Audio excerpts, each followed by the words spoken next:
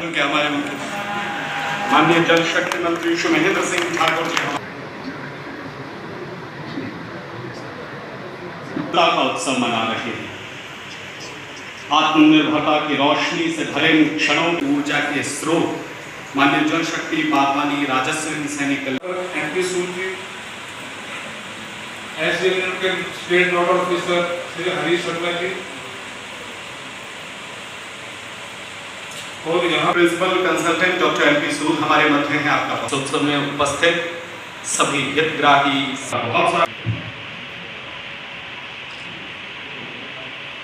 दीप ज्योति रोशनी का एक काफिला उजाले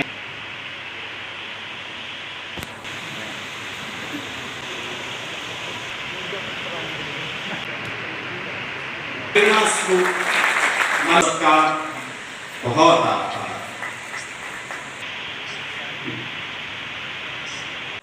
इसके अतिरिक्त यहाँ पे उपस्थित मेरा बहुत बहुत धन्यवाद करता हूँ। 2014 से लेकर 2022 तक हमारे भारत वर्ष को स्वतंत्रता हासिल हुई है।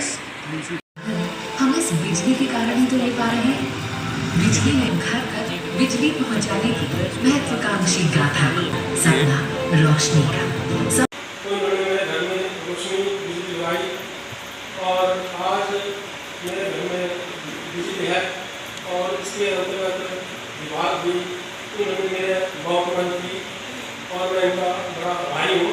सरकार का भी बहुत आभारी हूँ कि हमें बजट की सपोर्ट भी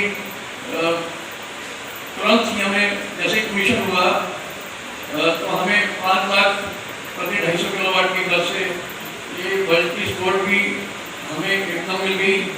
तो इसलिए मैं हिमाचल सरकार का भी बहुत आभारी हूँ।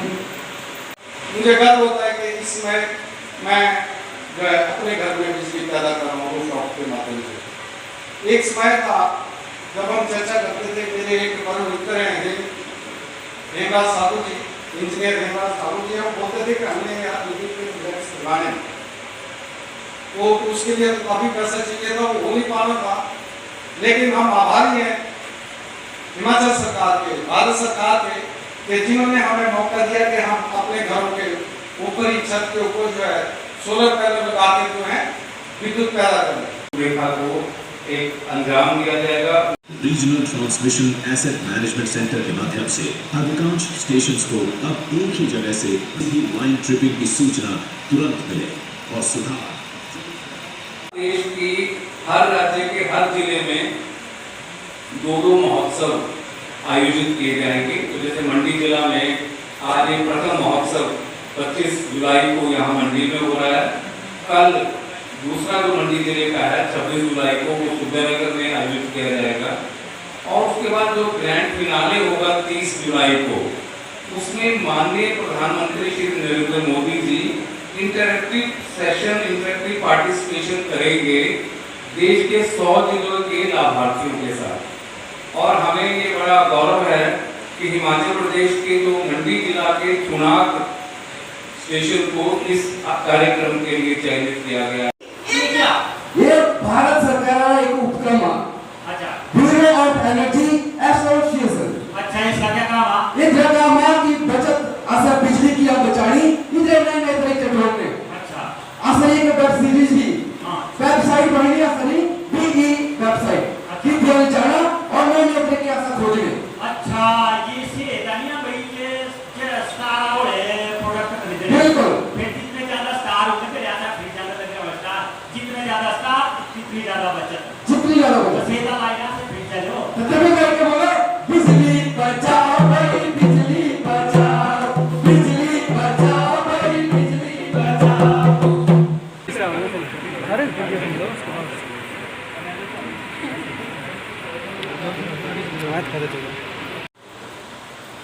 बिजली का जो है वो हाइड्रो प्रोजेक्ट के माध्यम से किया जा सकता है। अनुमानित लगभग 11-11.5 मेगावाट बिजली पंप आत्म दोहन जो है वो प्रदेश की विभिन्न नदियों के विभिन्न कैचमेंट्स पे आज तक ले गया और ऐसे बड़े बड़े राष्ट्र को समर्पित बड़े जिनमें मैं महसूस करता हूँ कि व्यास शत्रुघ्न परियोजना को 1960 और 70 के दशक में शुरू हुई के माध्यम से जहाँ हमारी ये सारी एक आयोजित जो है इम्बेलेंस हो रही है, जिसे बहुत बड़ा नुकसान जो है वो पर्यावरण को हो रहा है। फिर उसके अंदर से निकलने वाली जो दांत है, जो मग है, उस मग की डंपिंग इस प्रकार से की जाती है, उससे भी बहुत ज़्यादा नुकसान जो है मध्य प्रदेश के जिस क्षेत्र में कोई भी योजना बन रही है वहाँ नुकसान होता है। मैं इसे चाहूँगा इस पर विशेष ध्यान देने की आवश्यकता है। आज हमारे हिमाचल प्रदेश के अंदर अनेकों ऐसे रिजर्वायर हैं, जैसे मैंने कहा कि हमारा लोग अगर रिजर्वायर है, हम आते जाते जब भी कुल्लू की तरफ आते हैं जाते हैं उस रिजर्वायर की तरफ देखते हैं। अब तो वो रिजर्वायर जो है वो रिजर्वायर ना रहे, उस दोनों को वातावरण में दे दिया गया है, साफ रखता है। इसके भी बिजली बोर्ड की तरफ सोचिए इसमें क्या किया जा सकता। जिस पर्पज को लेकर के इन डैमों का निर्माण कार्य किया गया था, वो पर्पज था कि इन पे पानी का बहाव हो। जब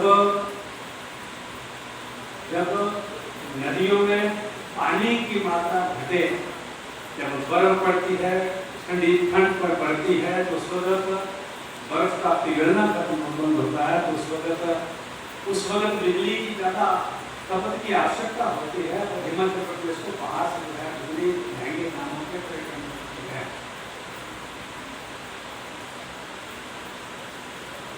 बिजली बोर्ड उस पर अधिकारी है, इस पर कुछ ना कुछ संज्ञान है, क्योंकि आवश्यक है। इसके अलावा हमारे आज भी मैं देखता हूँ आगे प्रधानमंत्री जी का, हमारे मुख्यमंत्री जी का जो एक संबोधन है, उस संबोधन से हम क्या अपने क्षेत्र के अंदर जो हमारा कार्य क्षेत्र है, हमारा अधिकार क्षेत्र है, उस पर हम क्या नई चीज पैदा कर सकते हैं। हम गाँव में देखते हैं, आज भी मैं कह सकता हूँ कि हजारों ट्रांसफार्मर ऐसे हैं जो हमारी से तौर पर पड़े हैं। हम इस पर जो है काम करें। अभी 2025 में हमारा जो वसी प्रोजेक्ट है वो पंजाब और उस पर कब्जे किए करते हैं। अभी 100 साल हो गए 2025 में। 1976 में उस वक्त की सरकार ने उसको और 50 साल का अब वो 50 साल का पीरियड जो है हम भी करता है। इसमें भी हमारे लोगों को चाहिए कि उस पर हमें क्या विषय में करना है, उस तरह से हमें कदम उठाने चाहिए। भाई और बहनों, प्रदेश में आज भारतीय जनता पार्टी की सरकार आदरणीय ठाकुर जयराम जी के कुशल नेतृत्व में और एक ग्रामीण पृष्ठभूमि से निकला हुआ व्यक्ति जो है, उसको ग्रामीण क्षेत्र की क्या क्या वहाँ की दिक्कतें हैं, क्या क्या वहाँ की कठिनाइयाँ हैं, उन कठिनाइयों तो जिसने झेला हो, उन कठिनाइयों से जो निकला हुआ हो, उसके लिए अनेकों ऐसे कदम जो है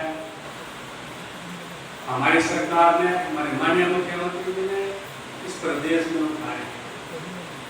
मैं धन्यवाद करना चाहता हूँ हिमाचल प्रदेश के लगभग 11.5 लाख कंज्यूमर्स की तरफ से प्रदेश के सम्मानीय मुख्यमंत्री आदरणीय ठाकुर जयराम जी का। जब उन्होंने देखा कि अब महंगाई बढ़ रही है, महंगाई जब बढ़ रही है तो लघु नाटिका वाले जो हमारे साथी हैं ये भी 25 रुपये को बिल को देकर के जो है काफ़ी चिंतित थे। दो दुर्गों के बीच में जो था वो कहीं कोई ऐसी खाई न पड़ जाए उसके लिए हमारे माननीय मुख्यमंत्री ने था हिमाचल प्रदेश के अंदर ग्रामीण क्षेत्र है, ग्रामीण क्षेत्र में पहले तो 60 यूनिट तक जो था वो निर्माण किया था, लेकिन पूरे प्रदेश के ग्रामीण क्षेत्र के लोगों की तरफ से दोबारा से कहा गया कि आप इसको बढ़ा करके 125 यूनिट करें। मैं 11.5 लाख उपभोक्ताओं की तरफ से प्रदेश के माननीय मुख्यमंत्री ठाकुर जयराम जी का धन्यवाद करता हूँ कि उन्होंने एक बहुत ऐतिहासिक फैसला उठाया।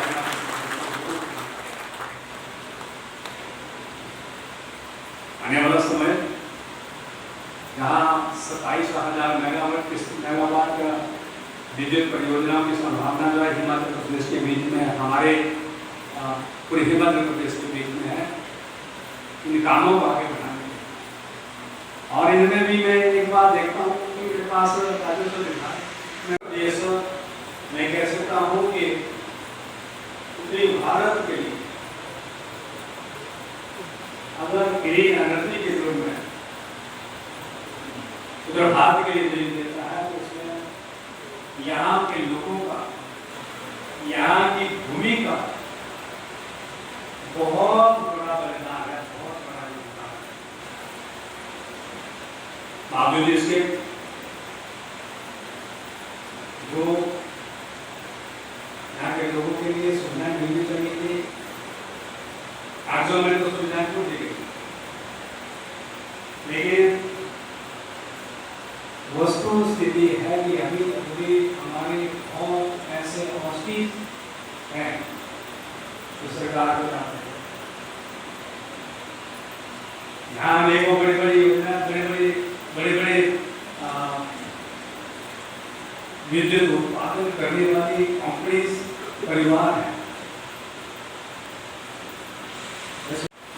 कि बिजली प्रोजेक्ट्स को जितनी जमीन लीज में दी जाती है उससे 4 गुना ज्यादा जमीन ट्रांसफर कर रहे हैं। जब प्रदेश सरकार की तरफ से और जो स्थानीय प्रभावित लोग हैं जब उनकी तरफ से उनको कुछ कहा जाता है, इंसेंटिव के लिए कहा जाता है, तो वो ऐसे बात करते हैं जैसे कि को अरबों रुपए का नुकसान हो रहा है। इस पे भी ले तो सरकार की लेवल का है, उस पर भी हम इस पे भी पुनर्विचार करने की तरफ आगे बढ़ रहे हैं। मैं उदाहरण के रूप में जैसे मैंने कहा कि व्यास सतलुज लिंक परियोजना व्यासा नदी को सतलुज के साथ लगाना, उसमें हमारा प्रयोग है जो कॉलोनी है वो सारी नहर बनी, हमारा बग्गी से लेकर के सुंदरनगर का जो ठीक नहर का किनारा है वो सारा नहर पड़ा था। हमारी सुंदरनगर की कॉलोनी सारी की सारी नहर पड़ी हुई है, हमारी लापड़ में कॉलोनी सारी की सारी कॉलोनी जो है वो नहर पड़ी हुई है। हमें ऐसा नहीं करना, हमारे प्रदेश के गरीब लोगों को 2 बिस्वा 3 बिस्वा जमीन की घर बनाने के लिए ना मिले और कुछ विद्युत कंपनियां जो है हजारों बीघा हजारों हेक्टेयर जमीन लेकर के जो है उसका दुरुपयोग करते रहे। ये भी जो है हमें अच्छा नहीं लग रहा है। इस करके हम सबको अपने प्रदेश की धरोहर को बचाना है, धरोहर को बचाना है। हमें जैसे सौर ऊर्जा जैसी नई योजनाएं जो है हिमाचल प्रदेश के अंदर हमारे साथियों ने सौर ऊर्जा के ऊपर कहा है, टॉप इसके ऊपर कहा है, अन्य बातों पे कहा है, बहुत अच्छी योजना। और माननीय प्रधानमंत्री को सिर्फ हमारे देश के लिए नहीं, प्रधानमंत्री जी तो पूरे विश्व के लिए एक ऐसी शख्सियत है कि पूरे विश्व के मंच पर जब भी कभी राष्ट्राध्यक्ष वहाँ इकट्ठे होते हैं और विशेष करते हैं जो बड़े बड़े राष्ट्र हैं, अमेरिका है, रशिया है, चाइना है, ब्रिटेन है, जापान इत्यादि है, तो अब वो समझ आया है कि वो उनके राष्ट्राध्यक्ष भी मोदी जी का इंतजार करते हैं कि मोदी जी आएंगे फिर हम स्टेज पे चलेंगे, इतना ऐसी शख्सियत जो है आज हमारे इस राष्ट्र को मिली है, हम इनके उसूल मार्गदर्शन में जो है आगे बढ़े और जो 75 वर्ष हमारे आज़ादी उनको या तो ठीक करो या तो उनको इकट्ठा करके जो है उनकी ऑप्शन करो, ताकि वो राशि जो है वो हमारे किसी न किसी काम में जो है वो आ सके। मुझे तो ज़्यादा विदेशों में जाने का समय नहीं मिला, लेकिन कुछ देशों में गया, मैंने वहाँ पर अच्छा महसूस किया कि जो शहरी क्षेत्र है वहाँ पर पता नहीं चलता कि यहाँ पर बिजली के पोल होते हैं नहीं होते हैं, कहीं पोल नहीं दिखाई। आज वो आपको आज़ादी का 75वां दिवस से भारत वर्ष मना रहा है, यानी प्रधानमंत्री जी के कुशल नेतृत्व में मना रहा है। हम इस पे क्या काम कर सकते हैं? हम आज़ादी से पहले भी उन पोलों को देखते थे और आज़ादी के 75 वर्ष बीत जाने के बाद भी हम भी पोलों को, उन पोलों पे जो बिजली का तारों का एक ऐसा गुच्छे लटके होते हैं, इस पे भी हमें बोलने चाहते हैं। हमारी वर्षलाई की पाइपलाइन भी जारी है, मैंने देखा है विदेशों में, वहाँ से बिजली की जो टिकाई जारी है, वहाँ से उनके टेलीफोन की केबल भी जारी है। रातों के सर्विस जमीन के ऊपर कुछ भी दिखाई नहीं देता है, सबसे बेस्ट सर्विस वहाँ पर है। तो हमें भी चाहिए कि हम भी इस प्रकार की सर्विसेज के लिए आगे बढ़ें। इसके अलावा ग्रामीण क्षेत्र में भी वो गांव, ऐसे छोटे छोटे गांव बड़े बड़े कस्बों के रूप में आबादी बढ़ी है। आबादी बढ़ने की वजह से लोगों के पास जो लैंड होल्डिंग है वो बहुत कम है, और लैंड होल्डिंग कम होने की वजह से क्या है कि अब जहाँ भी भाइयों में जमीन बांटी जाती है तो फिर लोग देखते हैं कि घर तो बनाना ही पड़ेगा। वहाँ भी कोई ऑब्स्ट्रक्शन आती है, कई जगह आपकी फेस लाइन है, कई जगह आपकी हेल्थ लाइन है, कई जगह आपकी उससे भी बड़ी लाइन है, उस पर भी अब काम करने की जो है आवश्यकता है। मेरा इस आज के फंक्शन हम जहाँ आज़ादी के 75 वर्ष मना रहे हैं, वहाँ हम पीछे से सीख लेकर के हमें भविष्य में क्या करना चाहिए। जैसे माननीय प्रधानमंत्री जी ने 5 चीजों पर विशेष बल दिया है, उसी तरीके से यहाँ की आवश्यकता के मुताबिक जो है हमें भी काम करना चाहिए।